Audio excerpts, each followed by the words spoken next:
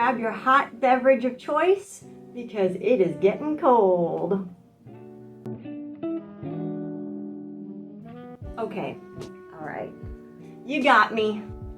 Natissa here on the Florida Gulf Coast, Zone 10, and we may not get, hey Minu, yeah, you're a good girl, you're a good girl. You gonna hang out? You can, okay. And we may not get that cold here, but it is our fall and winter season that is the best time. This is our growing time for those crops that we try to grow in our gardens in our spring and summer as we watch temperate climate gardeners grow. Basically, our fall and winter time is the closest we get to a spring and summer in a temperate climate. The thing that we have to remember in the fall and winter time is we are losing daylight hours.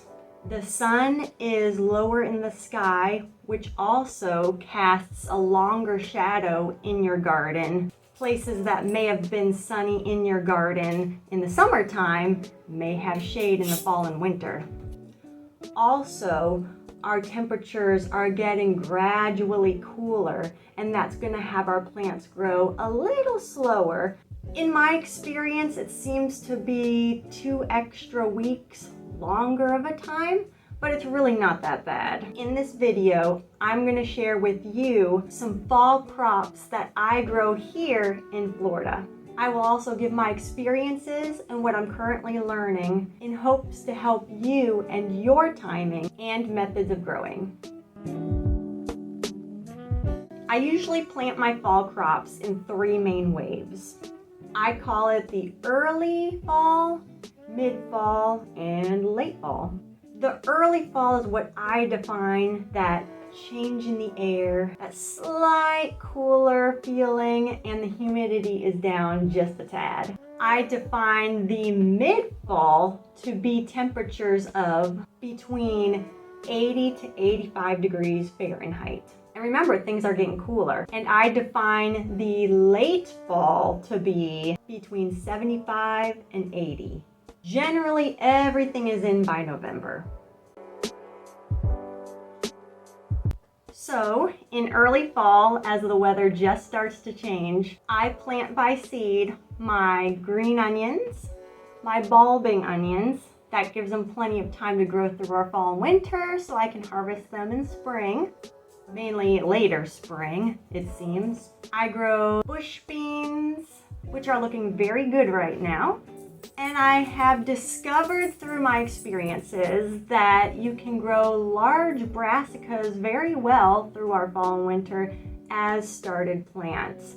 And with big brassicas, I'm talking about our broccolis, cauliflowers, cabbages, things like that. By the time the large brassicas start to head, the spring pests would come in and just didn't make it worth it. The plant struggled. Did it for a couple of years, didn't like it. But this year, for the first time, I was able to start some plants inside. I started some broccoli and some large kohlrabi, and we have them outside and they're looking pretty good. Just keeping my fingers crossed that no critters in the night come in and nibble at it. That's usually the obstacle I face, but so far it is looking so good. We might actually get some good broccoli this year. And I have experienced this in the past with started plants when we've begun our first garden. So I'm very confident in saying this to you. A crop you can also grow in the fall, believe it or not, are tomatoes. This is our tomato time. In the past, I have successfully grown tomatoes from seed. I usually do it in the middle of fall when the temperatures, like I said, are between 80 to 85 degrees. But this year, I started my tomato seedlings in our carport within the first week of August. So they had some shade and they could at least, start growing. And we planted them outside and they're looking so good. In fact, we have our first tomato bloom in the first week of October. This has never happened before. So start planting your tomato starts. And if you have seed, try Try getting them in the ground now. Keep them well watered. And in my experience, I have had large tomatoes, especially cherry tomatoes and currant-sized tomatoes. The smaller fruited varieties grow faster. But now with all this extra growing time, I am expecting a very good harvest. So get your tomatoes started or buy some starts. Now for our mid-fall planting. By seed, I grow kale, collards, beets, turnips, rutabagas, kohlrabi, the early variety. But I've also successfully grew the gigantic variety started from seed in mid-fall. But this year I planted some starts to see what would happen. Some of the common herbs as well, like your basil, your dill, cilantro, parsley. This is a nice temperature for them. Not too hot, and it's gradually getting cooler. Remember, that's the key. We're getting cooler. During this mid-fall, I also plant some of my flowers. The ones that I've had great experiences with have been marigolds, calendula, nasturtiums, trailing and bush types. Oh, they're so beautiful and edible too. Borage. I like the blue borage. Very nice last year, and I'm hoping to experiment with its culinary uses as well.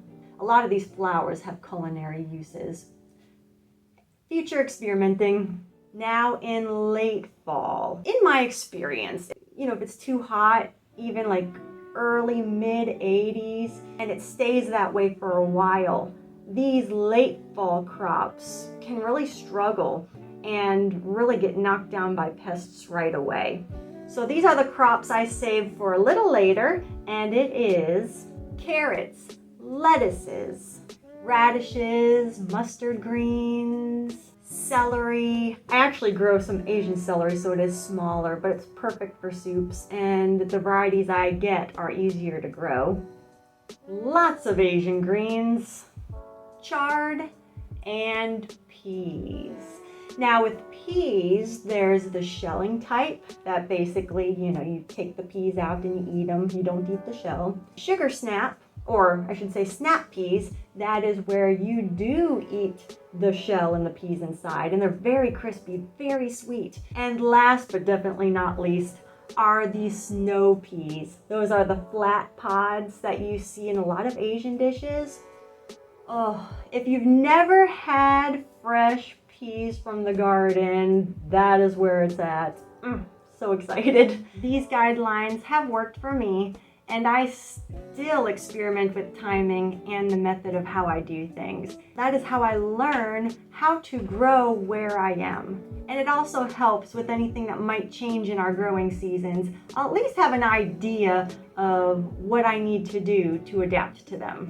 Hopefully this list of Florida fall veggies and the timing of how I grow them has gotten you excited and ready to get your fall garden started too. Thank you for watching, and I'll see you in the next one. If you are looking for quick and easy garden bed ideas to help you get started, check out this video here. Or maybe you're shocked that you can garden here in Florida and you want to know how, or even some of the other deep south areas here in America. Check out my 9 tips for Florida gardening, and there's a lot of tips in there just for general information for anybody just getting started. There's also other videos available and more videos coming soon. Now get growing your fall garden. You can do it. What tea am I drinking? I actually mixed it. I have a green tea. So I've been experimenting with some of our tea plants out in our garden. In this tea pouch, I have red roselle and lemongrass. Pretty good together. I, of course, got to sweeten it with a little bit of honey, but very good, very good.